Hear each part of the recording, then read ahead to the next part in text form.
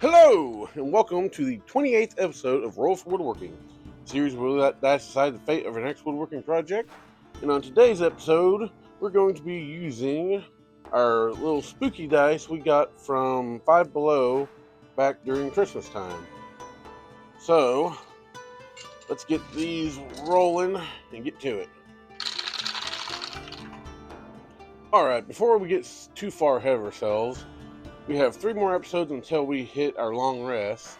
So, let's go ahead and activate our Wild Magic Rage and get our D8, see what we get. That is a 6. Revivify. If I remember right, that activates Finish it. Let's go see what we got to finish. Alright, now that that's done and over with, let's hit it with our D20 woodworking roll.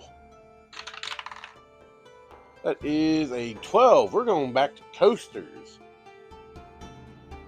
Alright, so I had to revisit my old video. I forgot how I did coasters.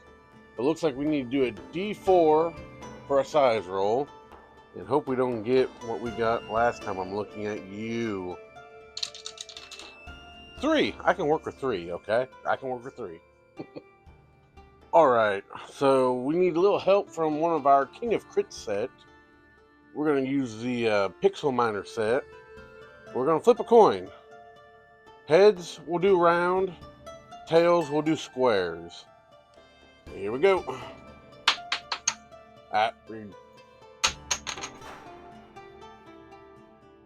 Tails. Looks like we're doing back-to-back square coasters. Alright, I think I found 5 woods that will work with our sizing. For reference, this is about a 3 1/4 by 3 1/4 inch. So a little bigger than what the final product will be. So, let's hit it with a D6 and see what we get. 4. Cherry. I've not worked with cherry for a long time, so I'm going to go ahead and keep that and let's see what we get.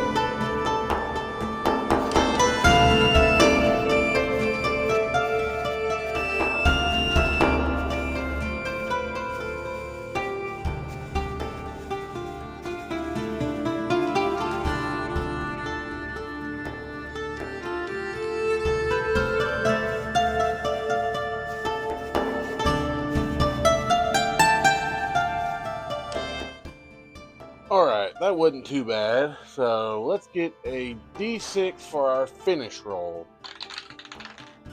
As a 5. Looks like we're going beeswax and walnut oil. Let's see how it looks.